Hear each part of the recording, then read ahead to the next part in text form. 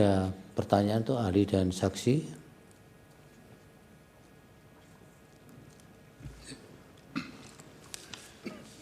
Bismillahirrahmanirrahim. Assalamualaikum warahmatullahi wabarakatuh. Waalaikumsalam. Pertama, terima kasih waktunya. Yang terhormat saudara ahli, saya akan mengajukan 2 pertanyaan kepada saudara ahli. Yang pertama berkaitan dengan tadi politik hukum. Ada suatu pendekatan yang dinamakan pendekatan teknokratik. Dalam pendekatan teknokratik, dalam suatu pembuatan undang-undang, itu harus jelas mengenai apa basis utama pendekatan yang diambil ketika meletakkan suatu kebijakan. Dalam konteks itu, di dalam Undang-Undang Kesehatan,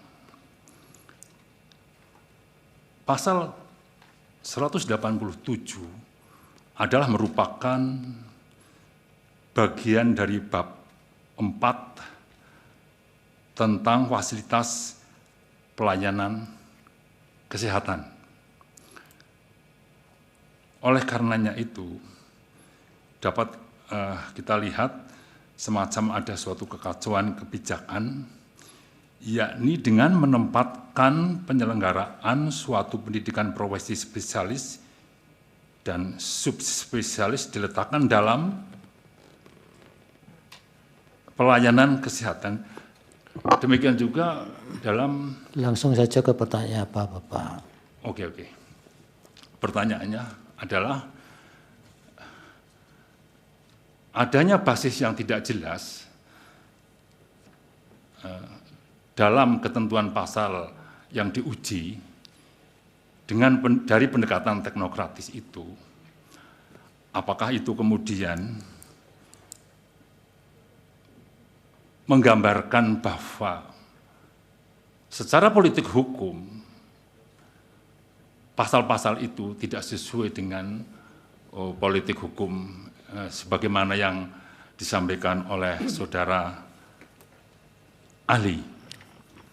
Cukup? Yang kedua, ya, singkat, Pak. Yang kedua, tadi belum disinggung tentang masalah bertentangannya pasal yang diuji dengan pasal 28 ayat 1 Undang-Undang Dasar 1945. Baik, dengan saksi ada pertanyaan? Pertanyaannya adalah, maaf karena saya sedikit akan mengurangi sedikit tentang itu pasal 28. Iya, tadi kan pertanyaan kedua itu, apakah norma yang diuji pertentangan dengan konstitusinya di mana? Iya. Sudah cukup. Sekarang untuk saksi ada tidak pertanyaan? Monggo silakan. Izin menyampaikan pertanyaan untuk ya, saksi ya. Untuk saksi Prof. Dr. Ovi, izin saya menanyakan, tadi dalam keterangannya saksi menyatakan bahwa rumah sakit pendidikan itu membuka program pendidikan baru, begitu ya. Nah, dalam pembukaan program pendidikan yang baru itu, apakah sudah sesuai dengan standar akreditasi pendidikan dokter spesialis, gitu faktanya. Terus kemudian yang kedua adalah mengenai pelaksanaan program pendidikan di rumah sakit pendidikan itu, apa kendala yang terjadi pada saat ini? Kemudian untuk pertanyaan saksi yang Prof. Yudi mohon dilanjutkan oleh rekan kami yang mulia. Silakan. Baik, terima kasih yang mulia atas kesempatan yang diberikan. Langsung saja pertanyaan untuk Prof. Yudi berkaitan dengan ini kan satu hal yang bersifat faktual, bahwasanya Rumah Sakit Pendidikan salah satunya adalah Cicendo Mata Bandung, itu kan bekerja sama dengan Universitas Padjadjaran sebagai mitra daripada universitas. Mungkin Prof. Yudi bisa menjelaskan lebih detail. Ini kan ada dualisme penyelenggara, itu maksudnya menimbulkan seperti apa, kemudian kita tahu bersama bahwasanya dari rekrutmen, pola rekrutmen hospital base dengan university base itu kan berbeda. Apakah itu menimbulkan permasalahan, kekacauan? Kemudian ada juga perbedaan kebijakan untuk para residen hospital base dan university base. Salah satu hal pressure point-nya adalah di hospital base itu biaya gratis. Itu bagaimana dalam proses pelaksanaannya? Itu yang pertama. Kemudian yang kedua berkaitan dengan pembukaan program studi spesialis itu kan kita tahu bahwasanya ada yang namanya rasio dosen dan kemudian ada rasio mahasiswa. Itu bagaimana implikatifnya di lapangan? Apakah dengan adanya program hospital base ini bisa dilaksanakan jumlah rasio antara dosen dengan mahasiswa, kemudian eksistensi daripada jumlah kasus, beban supervisi itu seperti apa? Terima kasih. Cukup ya. Dari DPR akan bertanya tidak? Dari DPR cukup, Yang Cukup Mulia. ya. Dari kuasa presiden silakan. Terima kasih Yang Mulia. Saya ke ahli dulu ya Yang Mulia. Silakan. Ke Prof. Zainal. Ada dua pertanyaan. Pertama, berkenaan dengan pemaknaan pasal 31 ayat 3 Undang-Undang Dasar 1945. Ini bagaimana pandangan ahli terhadap ketentuan pasal 207 ayat 3 Undang-Undang Kesehatan yang jelas menyatakan bahwa penyelenggaraan pendidikan tinggi dilakukan sesuai ketentuan peraturan perundang-undangan. Bagaimana pandangan Prof. Zainal terhadap konsep harmonisasi suatu peraturan perundang-undangan? Karena memang pembentukan undang-undang prosesnya sangat panjang, dari sejak berbentuk ide sampai jadi undang-undang. Itu yang pertama. Yang kedua, tadi terkait dengan politik hukum pembentukan peraturan undang-undang, apa tanggapan ahli bahwa sistem pendidikan profesi, termasuk bidang kesehatan, seharusnya dapat merespon kebutuhan kesehatan masyarakat, khususnya aspek distribusi dan pemerataan pelayanan kesehatan, yang memang ini harus diberikan oleh seorang tenaga spesialis. Dan kita undang-undang ini kan mengaturnya bukan hanya dokter spesialis dan subspesialis, tapi secara keseluruhan untuk tenaga spesialis, tenaga kesehatan spesialis. Untuk yang saksi, kami minta Bu Indah. Ya, izin Yang Mulia menambahkan untuk pertanyaan kedua saksi, mungkin bisa dijawab nanti oleh masing-masing kedua saksi. Yang pertama adalah apakah saudara saksi mengetahui seluruh ketentuan mengenai penyelenggaraan pendidikan tinggi bidang kesehatan yang diatur dalam Undang-Undang Kesehatan dan PP Kesehatan, yang termasuk salah satunya mengatur mengenai hospital base ini, di mana berkaitan dengan izin penyelenggaraan program studi sesuai dengan ketentuan di PP Kesehatan juga sudah jelas ditegaskan bahwa itu diberikan oleh Menteri Pendidikan Tinggi, jadi bukan Menteri Kesehatan untuk izin penyelenggaraan program studi baik melalui university base maupun hospital base, jadi tidak ada pembedaan. Kemudian yang kedua juga, apakah saksi juga mengetahui bahwa dalam program hospital base juga itu ada penegasan satu kata kunci yang menyatakan bahwa tetap harus bekerja sama dengan perguruan tinggi, sehingga menggunakan standar nasional pendidikan tinggi yang juga sama gitu antara baik university base maupun hospital base. Yang ketiga, dari pengalaman yang ada, apakah saksi merasakan gitu bahwa pendidikan spesialis ini memang menempatkan rumah sakit pendidikan sebagai pusat pembelajaran klinis? Dan yang terakhir tadi terkait dengan permasalahan rasio dosen yang disampaikan oleh saksi, apakah saksi bisa memberikan data-data ya yang memperkuat tadi terkait permasalahan rasio dosen dalam hospital base yang memang saat ini juga baru 1 tahun berjalan, seperti yang tadi disampaikan, apakah ada data-data yang memperkuat tadi terkait dengan permasalahan tersebut? Terima kasih Yang Mulia. Dari Majelis Hakim silakan Yang Mulia Pak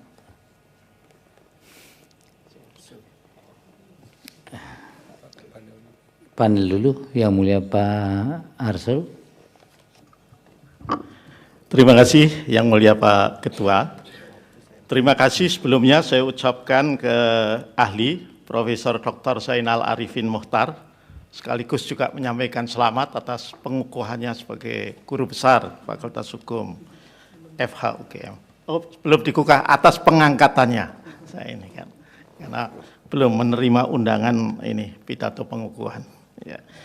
Dan juga kepada dua orang saksi, Prof. Dwiana Ovianti dan Prof. Yudi Mulyana Hidayat. Terima kasih atas kesaksian diberikan. Sebelum saya bertanya ke ahli, izinkan saya mohon barangkali tambahan keterangan, pendalaman dari kuasa Presiden. Kan kalau saya baca keterangan lengkap Presiden ya dalam perkara ini kan disebutkan di halaman 45, itu ada 6 rumah sakit yang telah menyelenggarakan pendidikan spesialis atau subspesialis berbasis rumah sakit, hospital base. Nah, kemudian juga disebutkan di huruf H halaman 49, ini ada sinergi dalam penyelenggaraan hospital base ini antara Kementerian Kesehatan, Kementerian Pendidikan Tinggi, Sains dan Teknologi, melalui komite bersama serta melibatkan lembaga lain, yakni Konsil Kesehatan Indonesia, Kolegium Kesehatan Indonesia, dan LAM PTKes. Nah, mohon Pak Sekjen, ini bisa sampaikan dengan lebih dalam lagi.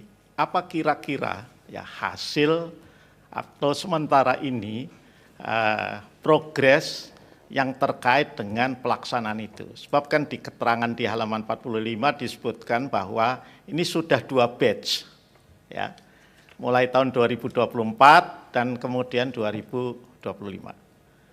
Termasuk apa akreditasinya yang dilakukan oleh LAM PTKes ini, apa statusnya. Ini mohon agar dijelaskan. Jadi tidak kemudian secara umum saja, agar kami ini bisa mendalami ya bagaimana sejauh ini implementasi ya dari apa yang diatur dalam hal ini adalah pasal 209 ayat 2 yang dimohonkan pengujian materialnya dalam perkara ini. Jadi itu mohon bisa ditambahkan. Nah, saya punya satu pertanyaan saja untuk ahli ya. Setelah menyimak dari apa yang tadi dipaparkan dan juga membaca dari apa yang disampaikan oleh ahli. Pak Prof. Zainal, kalau saya membaca Undang-Undang Sisdiknas, ya, Undang-Undang Nomor 20 Tahun 2003, ya, paling tidak yang saya pahami dari pasal 10, maka politik hukum dasar kita itu dalam penyelenggaraan pendidikan, termasuk pendidikan tinggi, itu memang tidak quote-unquote saya pakai istilah eksklusif. Ya, artinya eksklusif itu menyerahkan ya secara, saya pakai kata tanda kutip juga, secara mutlak kepada satu kementerian tertentu saja. Ya. Kenapa saya simbolkan demikian? Karena di pasal 10 itu dikatakan pemerintah dan pemerintah daerah berhak mengarahkan, membimbing, membantu dan mengawasi penyelenggaraan pendidikan sesuai dengan peraturan perundang-undangan yang berlaku. Ya. Jadi kalau dari sisi, kalau boleh saya sebut, walaupun istilah ini sudah tidak dipergunakan lagi, Undang-Undang Sisdiknas sebagai undang-undang payung di bidang pendidikan, meskipun sekali lagi istilah undang-undang payung itu sudah tidak dikenal lagi, Umbrella Act, tapi memang itu tadi politik hukum dasarnya untuk mewujudkan ketentuan konstitusi itu memang diletakkan tidak pada konsep yang katakanlah eksklusif dengan di bawah kementerian tertentu. Nah, ini dalam konteks pengujian perkara ini, kemudian kalau saya pakai kata keliru, kelirumologinya menjadi di mana ketika kemudian Undang-Undang Kesehatan ya kemudian menempatkan ya Kementerian Kesehatan atau rumah sakit juga sebagai penyelenggara pendidikan kedokteran secara subspesialis. Ini mohon agar kami mendapat pencerahan lebih jauh dari Prof. Zainal Arifin Muchtar. Pertanyaannya itu saja, Prof.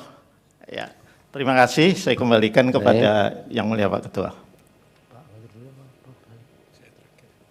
Prof. Guntur, silakan. Ya, baik, terima kasih Yang Mulia Pak Ketua. Terima kasih Prof. Zainal Arifin Muchtar. Sekali lagi saya menyampaikan selamat sebagai guru besar, meskipun saya sudah menyampaikan melalui WA ya, tapi saya sampaikan lagi di sini. Selamat ada terbit SK guru besar. Juga terima kasih kepada ahli saksi Prof. Dwiana Ovianti dan Prof. Yudi Mulyana Hidayat atas keterangan yang telah disampaikan. Ya, untuk Prof. Zainal, saya pikir saya tidak bertanya ya, sudah noted apa yang disampaikan oleh Prof. Zainal tadi. Saya ingin bertanya atau yang kaitannya dengan saksi, baik untuk Prof. Dwiana maupun juga untuk Prof. Yudi. Saya tertarik tadi dengan perumpamaan yang disampaikan oleh Prof. Dwiana, bahwa pemain sepak bola itu belum tentu bisa jadi pelatih sepak bola yang baik. Ini eye catching ini statementnya Ibu ini. Menurut saya ya memang begitu, tetapi juga ada juga pelatih sepak bola yang memang belum yang tidak pernah menjadi pemain sepak bola dalam arti profesional. Jadi ya itu bisa, semuanya bisa begitu. Ya, jadi dosen pun juga begitu ya, ada dosen yang pintar tapi belum tentu dia bisa mentransfer ilmunya dengan baik ya. Ada juga yang bagus mentransfer ilmunya baik tapi pengetahuannya terbatas, kan begitu semua itu. Ada pasti plus minus di situ semua. Saya ambil contoh seperti misalnya supaya Ibu, ini misalnya Boas ya. Boas itu pelatihnya Chelsea dan Tottenham Hotspur, itu bukan pemain profesional dia, tidak pernah jadi pemain sepak bola profesional. Ada juga Leonardo Jardim ya dari Portugal, dia terkenal pelatih Sporting Lisbon ya, dan AS Monaco juga tidak pernah jadi pemain sepak bola profesional gitu. Tapi jago dalam melatih. Nah, jadi begitu sebaliknya juga saya kira seperti itu. Tapi itu bukan yang ingin saya tanyakan sebagai pengantar saja. Yang saya ingin tanyakan adalah sebagai Ibu selaku Wadek 1 ya.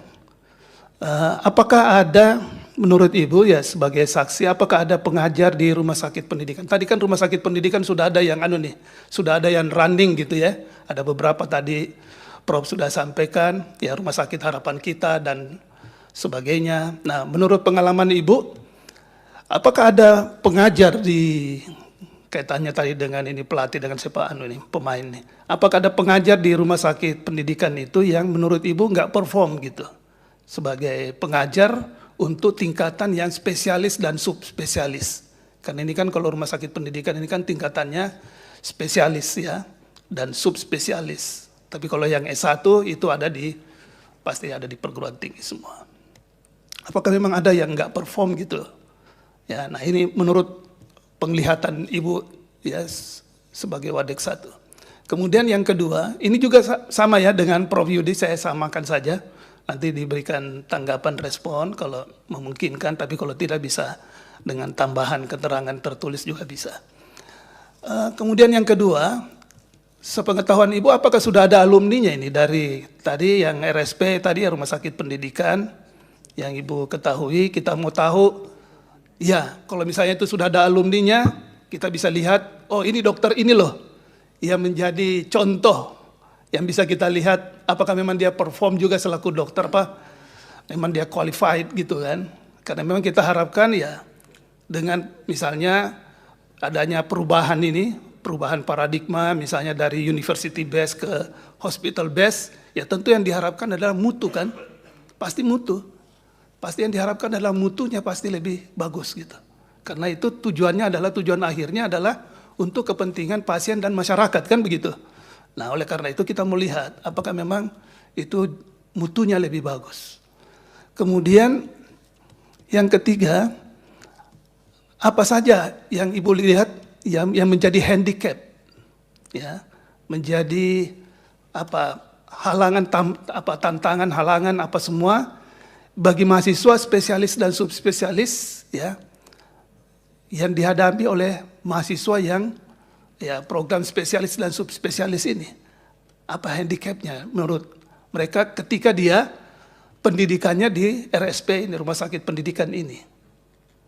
Ada nggak handicap yang bisa kita ketahui gitu? Ya karena kalau soal handicapnya itu adalah rasio dosen yang tadi disebutkan.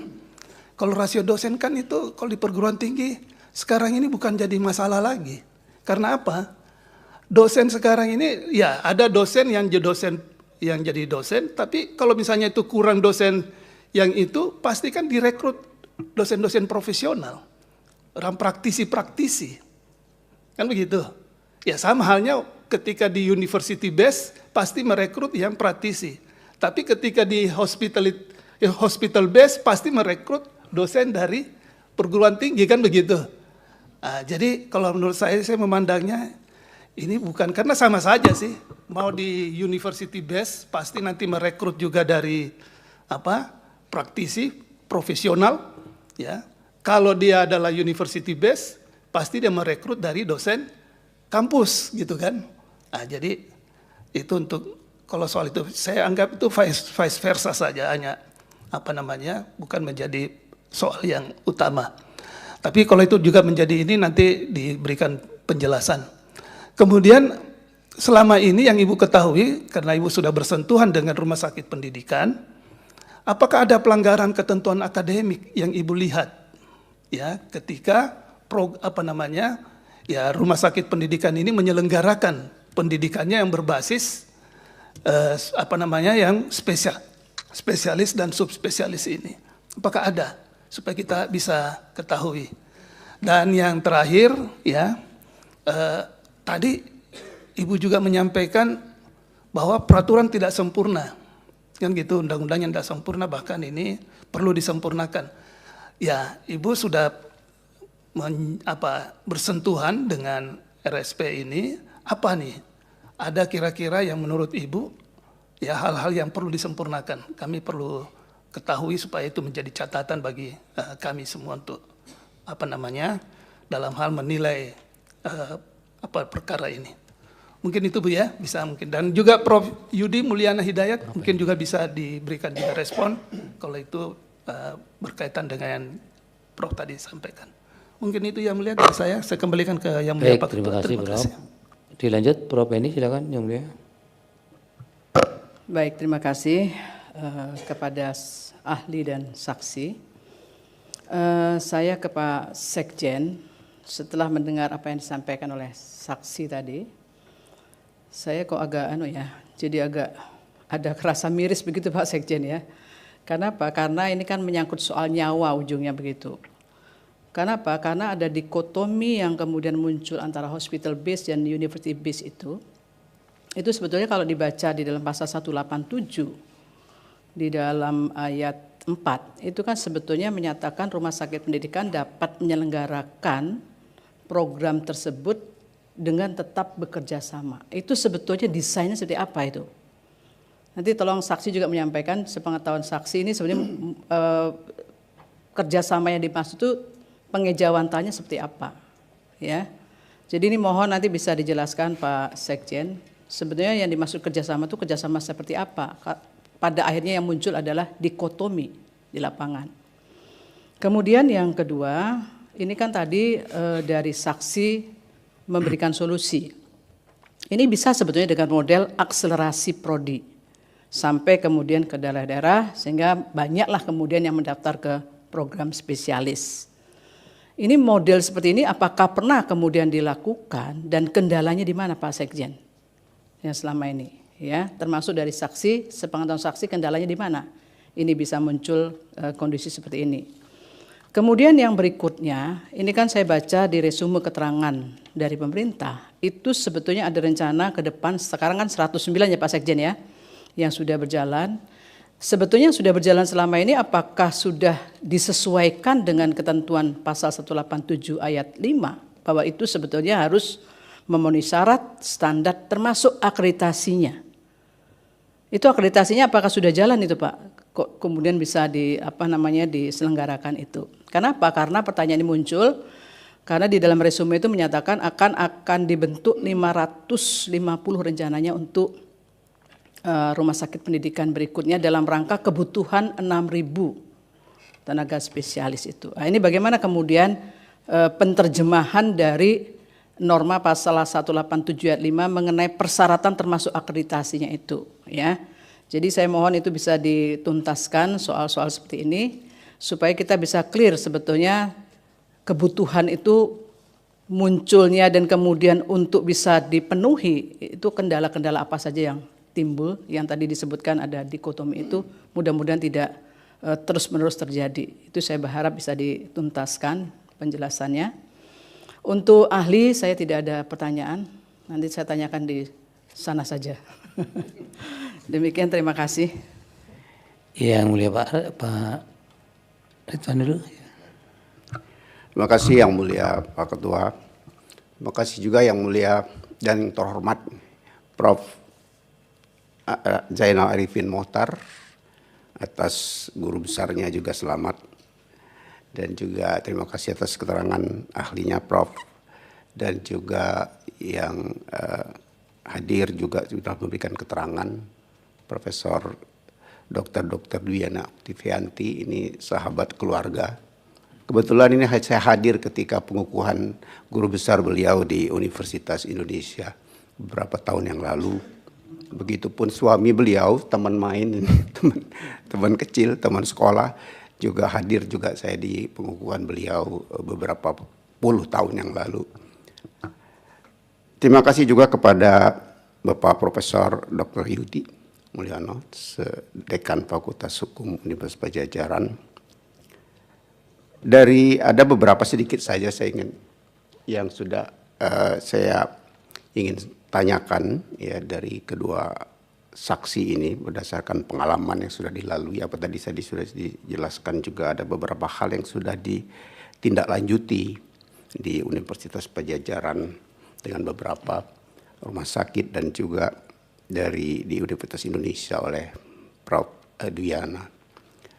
Kalau kita lihat sebenarnya persoalan dari yang diajukan oleh pemohon ini sebenarnya pemaknaannya itu adalah berkaitan dengan kegamangan akan dualisme ini sebenarnya. Nah kalau tadi Prof. Yudi mengatakan bahwa sudah ada harmonisasi dualisme itu. Dualisme ini antara lain mungkin kita katakan ingin sebenarnya sama-sama baik. Satu sisi ingin dokter spesialis yang sebanyak-banyaknya gitu segera. Satu sisi lagi berkaitan dengan kualitas dari mutu dari kelulusan dari spesialis atau subspesialis itu. Nah ini yang memang jadi persoalan. Dan juga sebenarnya ada persoalan lain yang juga menjadi persoalan. Di satu sisi lain ada dualisme pembedaan. Satu sisi di hospitality base itu dibebani biaya. Sementara yang di perguruan tinggi itu sisi lain ya mitranya ini itu gratis. Nah itu juga menjadi kegamangan dari para pemohon. Nah saya ingin menanyakan dari beberapa waktu yang sudah berjalannya undang-undang itu seperti apa harmonisasi ini kalau misalnya diterapkan lagi seperti yang lain, karena saya lihat selama ini antara pendidikan di hospitality base dengan juga perguruan tinggi itu juga bisa connect kalau kita hubungkan dulu kan dengan rumah sakit pendidikan ketika dia mulai mendekati masa lulus misalnya itu dengan seperti koas seperti itu kan itu juga berada di rumah sakit berkaitan dengan pendidikan yang berbasis juga hospital. Saya kira juga bisa. Nah mungkin itu bisa dikembangkan sejauh apa itu bisa selain daripada pemaknaan pasal yang tadi diuraikan. Mungkin pada sisi itu juga bisa menyelesaikan persoalan ini sebenarnya. Pak Sekjen juga mungkin nanti bisa memberikan apa keterangan atau tambahan seperti apa. Nah, saya ingin kejelasan seperti apa pengalaman yang sudah dilakukan oleh kedua profesor ini sebagai wakil dekan dan juga sebagai dekan dengan berjalannya waktu untuk menyelesaikan persoalan ini. Makasih. Kembalikan Yang Mulia Pak Ketua. Baik, Yang Mulia Pak Daniel, silakan. Baik, terima kasih Yang Mulia Ketua. Terima kasih untuk ahli dan saksi untuk keterangannya. Yang pertama saya ke Prof. Jainal ya. Saya juga mengucapkan selamat untuk guru besarnya.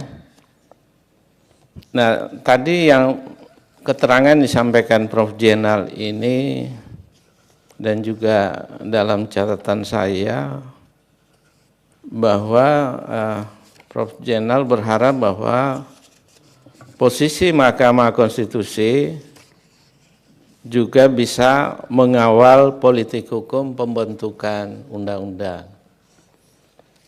Nah, persidangan saat ini kan lebih berorientasi pada pengujian material, Prof. Jainal. Keterangan ini kan lebih cenderung pada pengujian formil. Ya. Sementara pengujian formil MK sudah memutuskan bahwa ini undang-undang ini sah. Ya.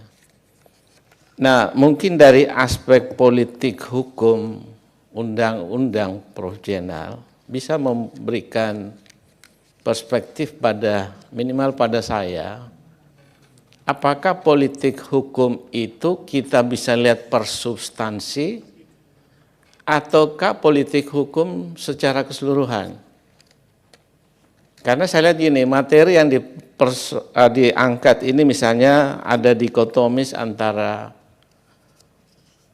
hospital base dan university base misalnya. Tadi juga yang saya tangkap dari kedua saksi, ini dua-duanya profesor, tadi tidak sekedar kesaksian tapi juga berpendapat tadi. Yang saya tangkap dari kedua pendapat, kedua kesaksian itu. Nah, saya juga bisa mengerti bahwa ini kan undang-undangnya baru tahun 2023, kan belum ada hasilnya. Sehingga apa yang disampaikan saksi tadi kan kita belum tahu hasilnya. Justru menggambarkan pada persidangan ini bahwa ada posisi yang sangat defensif dari saksi terhadap kebijakan yang ada ini. Nah, dalam kaitan ini Prof. Jainal mungkin bisa memberikan perspektif terkait hal ini. Karena saya lihat ini secara keseluruhan kalau bicara aspek politik hukum. Saya ambil contoh misalnya dulu ketika eksekutif memiliki kewenangan untuk eksekutif review dalam undang-undang pemerintahan daerah. Kemudian MK membatalkan itu. Nah, itu kan ada aspek politik hukum dalam kaitan dengan judicial review misalnya. Nah, ini karena apa yang disampaikan Prof. Jainal ini menurut saya terlalu umum sehingga sulit kita untuk mengerti. Nah, mungkin bisa memberikan perspektif terkait dengan substansi. Apakah hanya satu politik hukum dalam pembentukan, ataukah ada substansi dari setiap materi itu menjadi politik hukum tersendiri? Nah, itu saja dari saya Yang Mulia. Terima kasih Pak Ketua. Baik, terima kasih Yang Mulia. Terakhir, Prof. Saldi, silakan Prof. Terima kasih Pak Ketua, terima kasih ahli, terima kasih saksi. Ini kelakar nih Pak Sekjen, ini kalau nggak di-clearkan nanti kita kalau mau ke dokter spesialis nanti ditanya, Anda nih spesialis university base atau spesialis hospital base? Nah, ini pentingnya harus diselesaikan ini Pak Sekjen ya. Nah, itu kelakarnya Pak. Saya mau ke Profesor Zainal Arifin Mokhtar. Sebagai ahli hukum tata negara, bisa nggak ahli membantu kami mahkamah menjelaskan kewenangan Kementerian Kesehatan dalam Undang-Undang Nomor 17 Tahun 2023 ini sebagai kementerian yang secara prinsip atau secara pokok itu tugasnya adalah menyelenggarakan urusan pemerintahan di bidang kesehatan. Jadi lebih kepada pelayanan kesehatan. Nah sekarang tiba-tiba undang-undang ini agak melebarkan kewenangan Menteri Kesehatan itu masuk ke wilayah pendidikan. Bagaimana ahli menjelaskan paling tidak apa yang saya kemukakan tadi dalam konteks konstruksi kementerian dalam sistem ketatanegaraan. Karena di pasal 17 ayat 3 itu Prof. Zainal disebutkan setiap menteri membidangi urusan tertentu dalam pemerintahan. Nah ini kan kalau Mahkamah Konstitusi harus mengembalikan ke konstitusi. Jadi penyelesaian-penyelesaian itu harus merujuk ke akar di konstitusi. Mohon kami dibantu oleh ahli, paling tidak menyelesaikan akarnya di konstitusi dulu, sebelum kita sampai kepada dahan-dahan dan ranting-rantingnya itu. Nah itu yang perlu kami dijelaskan Pak Zainal. Seberapa besar boleh ada toleransi, karena di sini eksplisit urusan tertentu. Nah bagaimana urusan tertentunya? Ditentukan dalam peraturan presiden. Kalau dulu mungkin namanya peraturan pemerintah atau apa, atau keputusan presiden. Nah tolong kami dibantu menjelaskan ini dulu Pak Zainal, sebelum turun ke level yang ada 3 atau 4 tingkat di bawahnya itu. Karena kalau ini tidak duduk, kita nggak bisa melihat ini seberapa jauh masing-masing kementerian lembaga itu bisa melebarkan sayapnya dalam konteks konstitusi. Terima kasih Pak Ketua. Silakan Prof. Zainal dijawab sekaligus pertanyaan-pertanyaan dari pihak-pihak tadi, termasuk para hakim. Baik, terima kasih Yang Mulia. Terima kasih juga untuk ucapannya. Semoga segera bisa benar-benar menjadi profesor. Karena biasanya mendapatkan gelar profesor itu memiliki kewajiban bertindak sebagai seorang profesor. Itu yang paling sulit. Itu saya dengar bahasa dari Prof. Yang Mulia Saldi Isra. Yang pertama begini, pertanyaan yang berkaitan dengan teman-teman dari pemohon. Kalau pasal 187 dan 209 itu masuk dalam konsep subbab fasilitas kesehatan, itu menurut saya semakin menunjukkan bahwa jangan-jangan memang pasal ini adalah pasal tempelan yang tiba-tiba dimasukkan, karena menjadi sedikit ada perdebatan apakah memang itu masuk dalam bagian fasilitas kesehatan. Padahal kalau kita lihat ia semacam mendirikan sebenarnya, karena begini, kalau kita baca perdebatan utama, apakah rumah sakit boleh, menurut saya, boleh menjadi rumah sakit pendidikan, itu bagian dari kebijakan untuk mengatakan dia boleh menjadi rumah sakit pendidikan. Tapi begitu mengatakan bahwa dia menjadi pihak utama di hal itu, lalu kemudian seakan-akan universitas hanya menjadi atau pihak lainnya itu menjadi penunjang, itu yang kemudian bisa menjadi perdebatan, atau yang diistilahkan dengan hospital base, itu yang menjadi perdebatan mendasar. Nah karenanya saya kira kalau ditanyakan ke saya bagian dari ditaruh di dalam subbab fasilitas kesehatan, yaitu bagi saya makin menunjukkan ketidaktepatannya gitu. Nah tadi ditanyakan 28 ayat 1, mungkin maksudnya 28D ayat 1 ya. 28D ayat 1 itu kan berkaitan tentang kepastian hukum. Nah saya ingin mengatakan bahwa ketika undang-undang Sikdiknas berbicara dengan konsep yang berbeda, lalu kemudian undang-undang kesehatan seakan-akan menghadirkan konsep yang berbeda atau kelihatan dengan tampil yang berbeda, disitulah kemudian bisa menimbulkan ketidakpastian, ya, yang sebagaimana yang harus dijaminkan 28D. Saya kira dari pertanyaan yang mulia hakim-hakim yang ada sendiri sudah menunjukkan sebenarnya bahwa ada semacam distingsi atau ada semacam perdebatan antara university based dan hospital based, dan saya kira itu lahir dari bisa melahirkan ketidakpastian, dan karenanya saya kira pengujian ini menjadi sangat relevan untuk menyelesaikan kemungkinan ketidakpastian yang seharusnya dijaminkan dalam pasal 28D ayat 1. Yang kedua, untuk kuasa presiden, tadi pertanyaannya berkaitan dengan pasal 207. Yang pertama berkaitan dengan pasal 207, saya memeriksa pasal 207 yang ditanyakan, ini maksudnya di ayat 3, bahwa pendidikan tinggi sebagaimana dimaksud di ayat 2 diselenggarakan oleh pemerintah pusat dan atau masyarakat sesuai dengan ketentuan perundang-undangan. Artinya ketentuan perundang-undangan itu harus dilihat secara keseluruhan. Tentu saja juga harus melihat ke undang-undang sistem pendidikan nasional. Ya, nanti saya akan jelaskan sekaligus dengan Arsul Sani kenapa kemudian saya mengatakan bahwa memang tidak monopoli oleh satu kementerian saja, tetapi tetap saja ada jalan koridor yang ditetapkan sebagaimana sistem pendidikan nasional berkata itu. Yang kedua, soal harus bisa merespon kebutuhan, saya kira iya. Semua undang-undang tujuannya harus bisa merespon. Persoalannya adalah apakah betul-betul bisa merespon. Persoalannya adalah apakah betul-betul bisa menjadi jawaban. Ya, tadi pernyataan dari saksi, sepemahaman saya kira-kira memberikan nilai 40 untuk jawaban itu.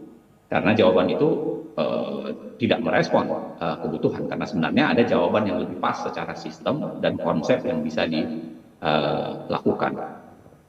Nah, pertanyaan yang mulia dari Pak Arsul Sani begini, memang saya akui bahwa dalam Undang-Undang Sistem Pendidikan Nasional tidak ada yang namanya kemutlakan satu kementerian tersendiri.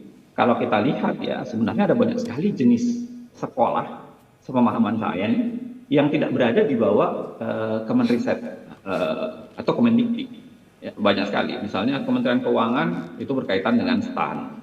Ada IPDN berkaitan dengan Kemendagri, tahu saya. Ada bahkan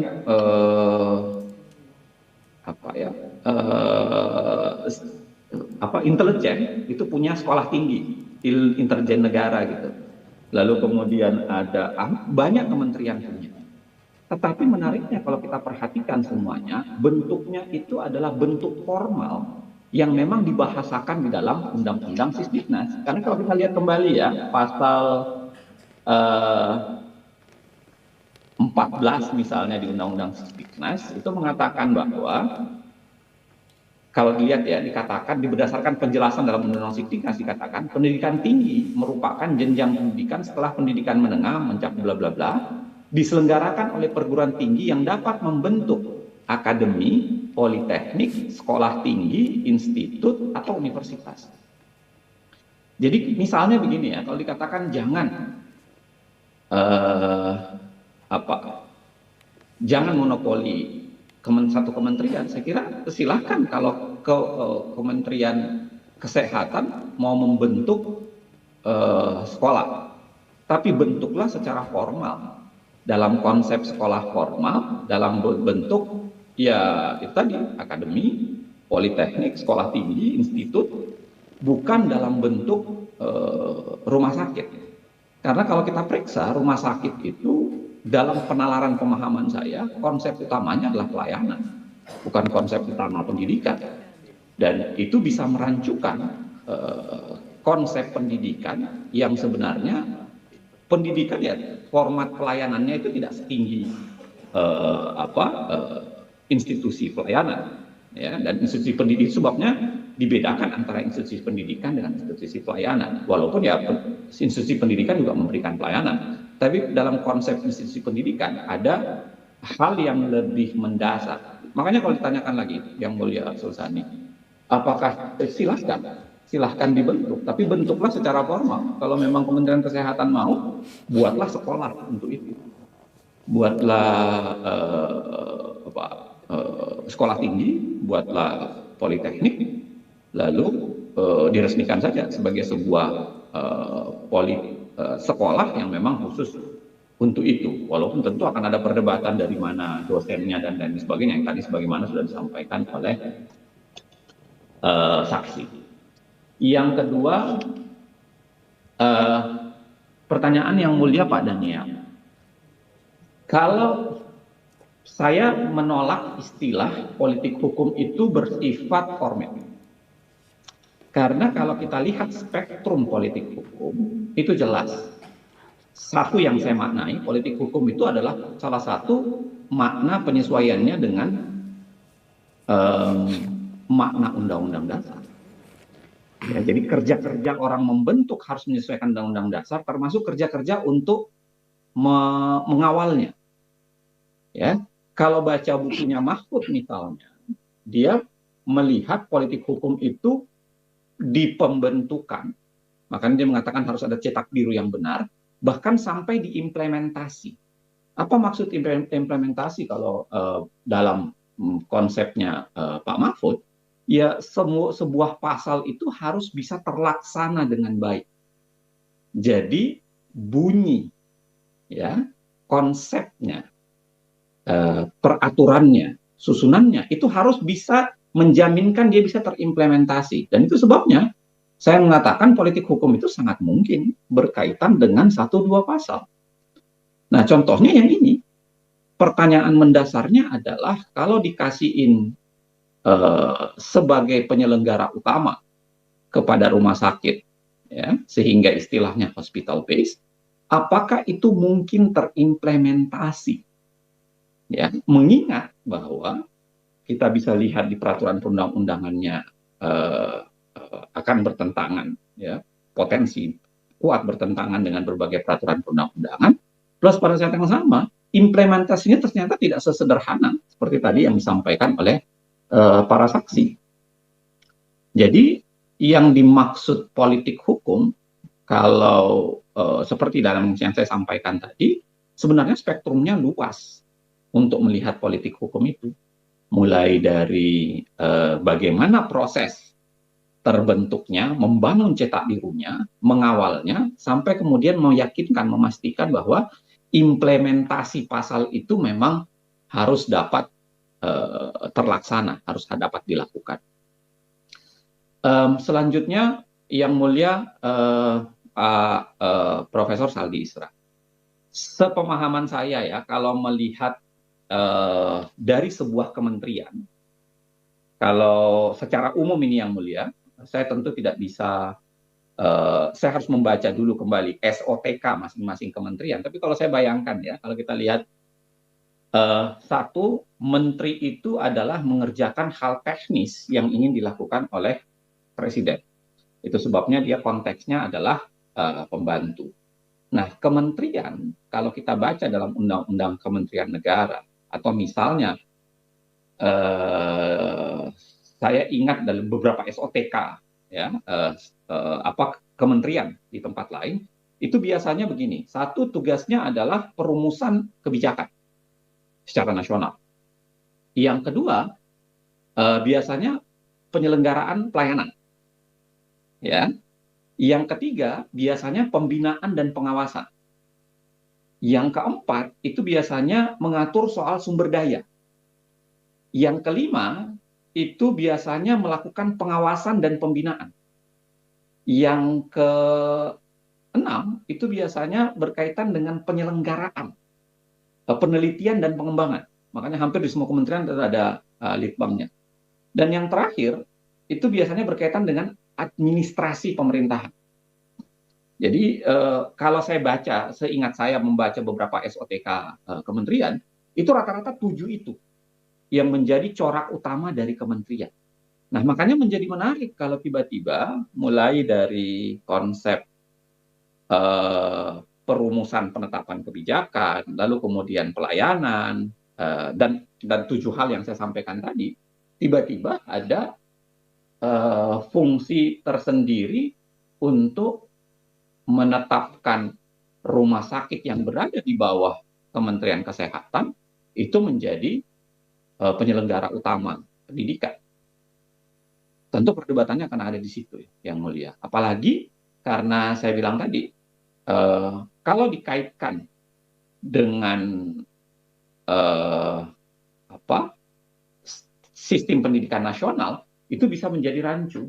Memang saya dalam sebuah tulisan di jurnal pernah menuliskan keluhan saya terhadap kebiasaan pembentuk undang-undang yang selalu menaruh begitu saja bahwa di semua undang-undang ya selalu mengatakan bahwa urusan yang berkaitan dengan ini akan dipegang oleh menteri yang bersangkutan, dan itu seakan-akan memberikan menteri itu kewenangan yang bersifat dalam tanda kutip atributif untuk semua urusan yang berkaitan dengan kesehatan. Nah, itu yang saya tolak. Saya sudah pernah menuliskan itu dalam sebuah jurnal. Saya mengatakan bahwa seharusnya tidak demikian, karena tetap saja presiden yang memegang, lalu presiden melakukan penugasan untuk hal-hal tertentu yang harus diurus oleh menteri, dan kalau berkaitan dengan pendidikan tentu saja ranahnya menjadi beda dengan urusan di undang-undang kesehatan, di urusan kesehatan. Tentu sekali lagi saya harus membaca SOTK Kementerian Kesehatan ya, saya belum membaca itu SOTK-nya. Tapi rata-rata pemahaman saya kementerian begitu coraknya. Nah, artinya begini, setiap menteri menjalankan urusan tertentu, bayangan saya urusan tertentu itu adalah urusan-urusan yang berkaitan dengan teknis sesuai dengan yang tadi. Maka kalau pendidikan memang seharusnya jalurnya menjadi pendidikan, kalau kesehatan jalurnya menjadi kesehatan.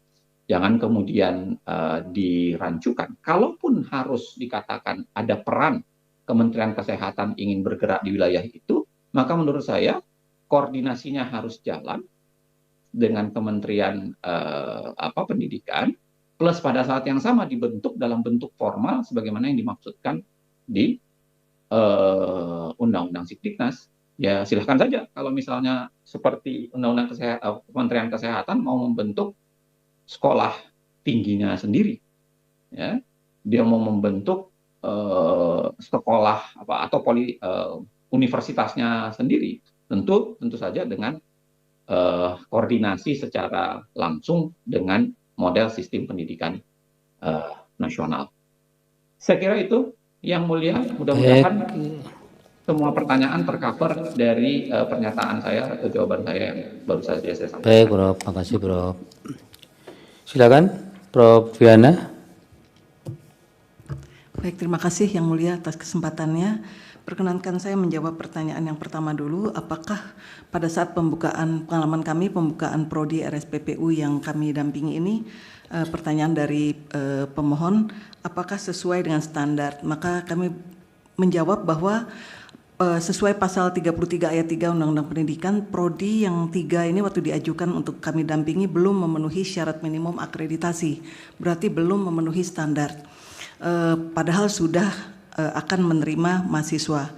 Nah, sedangkan pasal 61 ayat 2 di Undang-Undang Pendidikan dinyatakan bahwa rumah sakit pendidikan sebagai penyelenggara utama atau penyelenggara utama harusnya memiliki juga standar penyelenggara, yaitu sesuai undang-undang organisasi penyelenggara yang paling sedikit terdiri atas unsur penyusun kebijakan, pelaksana akademik, pengawas, penjaminan mutu, penunjang akademik dan sumber belajar, serta pelaksana administrasi atau tata usaha. Itu tertera dalam akreditasi suatu institusi pendidikan.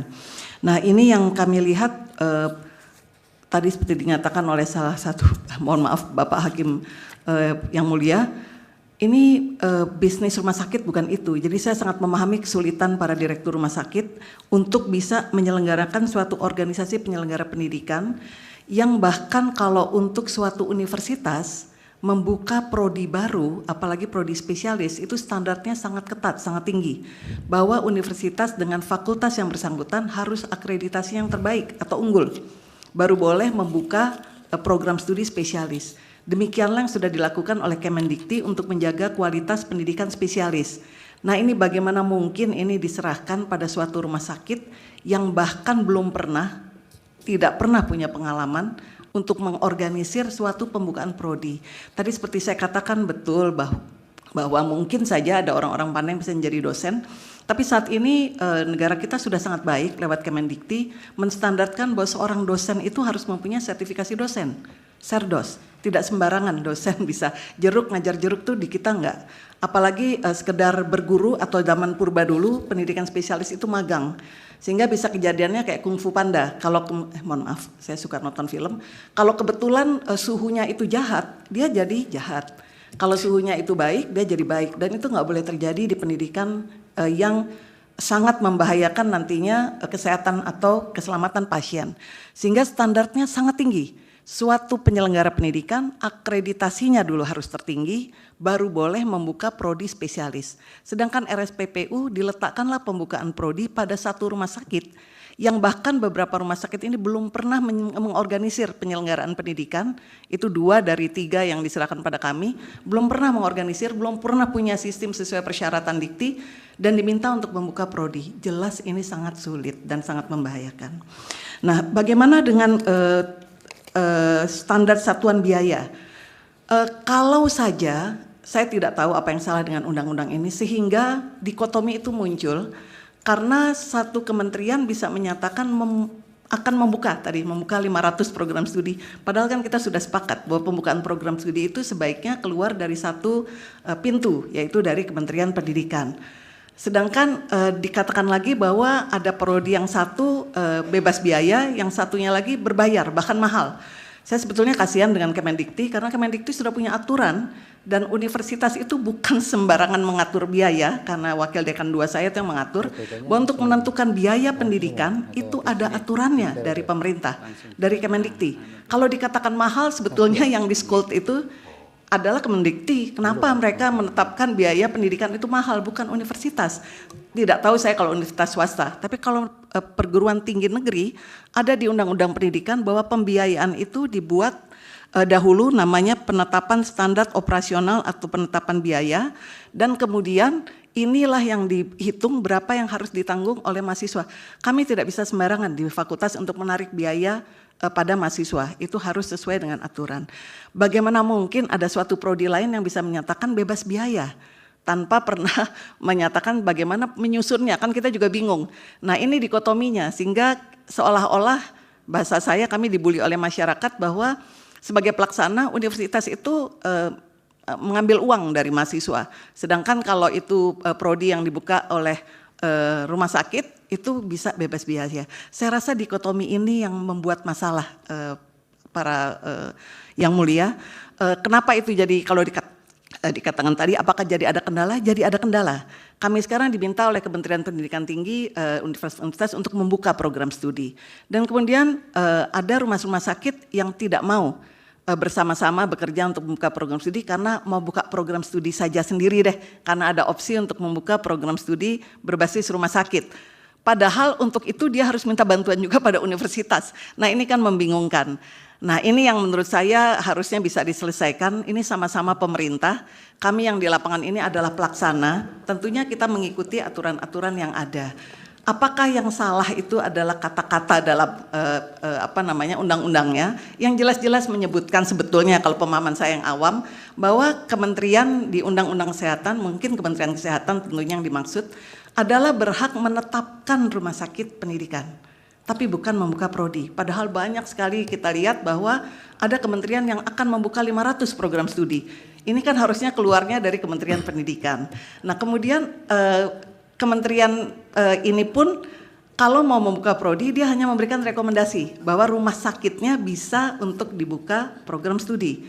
Tapi sekali lagi bukan membuka program studi. Nah, mungkin dikotomi ini yang muncul sehingga timbul keresahan di masyarakat, kok kalau kita ikut yang hospital base bisa gratis, kalau yang university base jadi mahal. Yang hospital base seperti ini, yang university base seperti ini. Dikotomi itu muncul di masyarakat karena ada hal-hal yang menurut saya tidak diikuti dengan tepat seperti apa adanya di dalam undang-undang. Yang satu sebetulnya cukup menetapkan rumah sakit, mengakreditasi rumah sakit, menetapkan akreditasi rumah sakit, sedangkan untuk pendidikan sudah ada kementeriannya yang menetapkan standar akreditasi pendidikan dengan persyaratannya. Demikian dari saya, kalau boleh menjawab seluruh pertanyaan tadi. Kalau ada pertanyaan tambahan, Hakim yang terhormat, apakah kami bisa mengevaluasi tadi, ada mohon izin kalau saya jawabannya tidak bisa, karena memang prodi ini baru 1 tahun, Dan kami dari universitas mendampingi tapi tidak diberikan wewenang untuk mengawasi. Demikian, terima kasih. Baik, memang saksi juga tidak boleh berpendapat, Ibu. Hanya menjelaskan fakta-fakta yang dialami. Silakan Prof. Yudi. Terima kasih Pak Ketua yang mulia dan para hakim yang saya hormati. Jadi saya mungkin ingin menyoroti tentang dualisme pendidikan tadi dari seluruh pertanyaan. Mungkin saya garis bawahi itu. Pertama tadi sudah disampaikan oleh Prof. Ovi tentang harmonisasi peserta didik. Itu memang terjadi ketika ada dua pembeda.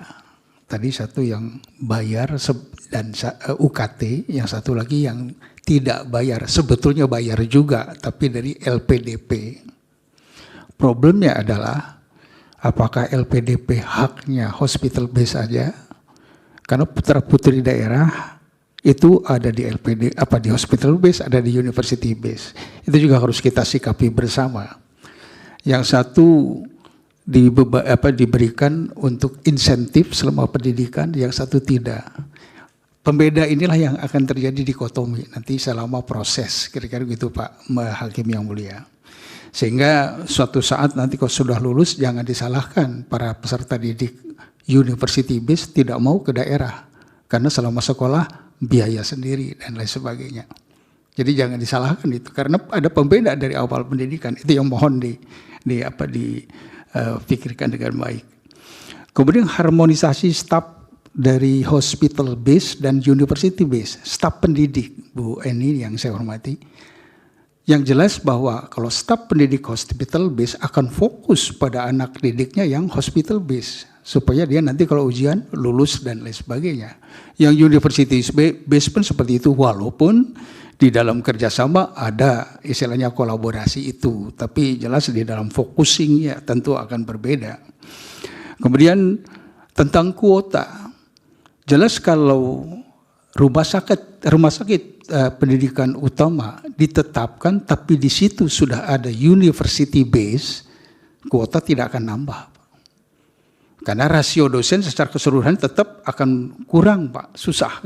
Contohlah ekstrim, kami di Cicendo untuk university base ada 10 peserta didik. Tiba-tiba mendapatkan hospital base 8 peserta didik. University base saja di dalam meningkatkan jumlah kuota, kita menghitung rasio sedemikian untuk menjaga kualitas. Tiba-tiba ditambah 8, nanti ditambah lagi 8. Artinya apa? Kami yang university base pasti tidak akan menambah kuota. Karena akan terlampaui rasionya, nanti kualitasnya akan buruk, kira-kira begitu. Sehingga sangat yang kami harapkan sebetulnya hospital base itu di rumah sakit yang memang tidak ada university base-nya sebetulnya. Harusnya begitu. Yuk kita ke daerah, kita bantu nanti untuk itu semua. Kemudian perbedaan perlakuan jelas ya, dosen ke mahasiswa, dosen university dan atau hospital base, dan akhirnya bahwa dikotomi dua program studi dalam satu rumah sakit pendidikan utama pasti akan terjadi. Tidak hanya selama proses pendidikan, tapi sesudah lulus pun nanti tadi disampaikan oleh Prof. Saldi bahwa sudah lulus ini dokter spesialis lulusan hospital base atau university base kan gitu, kira-kira begitu. Belum lagi nanti di organisasi profesi dan lain sebagainya akan muncul pembeda-pembeda itu. Contoh lah ekstrim sekarang kita sedang urus untuk bahwa hospital base harus mendapatkan ijazah. Ijazah itu dikeluarkan oleh university. University akan memberikan ijazah pada kualitas yang sama harusnya. University base maupun hospital base. Artinya apa? Di dalam proses pun harus sama hospital base. Jangan ijazahnya sama tapi beda di dalam proses menjaga kualitas dan sebagainya.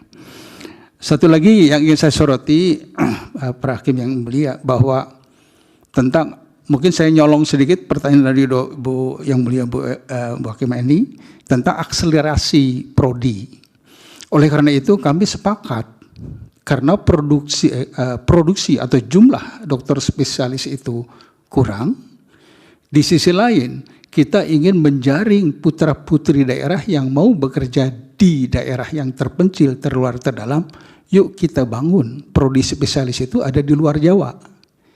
jangan membuat prodi yang ada di kota-kota besar. Ya maaf bicara, kalau membuat prodi di Bandung, walaupun putra-putri atau putra orang Ambon sekolah di Bandung sudah kerasan dengan peyem, nanti akan tidak mau pulang karena dapat peyempuan kan gitu. Jadi artinya itu tidak rasional. Kalau kita dekatkan institusi pendidikan di tempat-tempat di daerah, insya Allah putra-putri daerah yang akan terjaring di dalam proses pendidikan itu. Itu saja, terima kasih Pak Hakim yang mulia. Wassalamualaikum warahmatullahi wabarakatuh. Waalaikumsalam. Itu dokter spesialis kandungan itu lebih awet muda daripada dokter lain. Plesetannya juga bagus. Pekerjaan hari-harinya juga mendukung. Baik, terima kasih untuk Prof.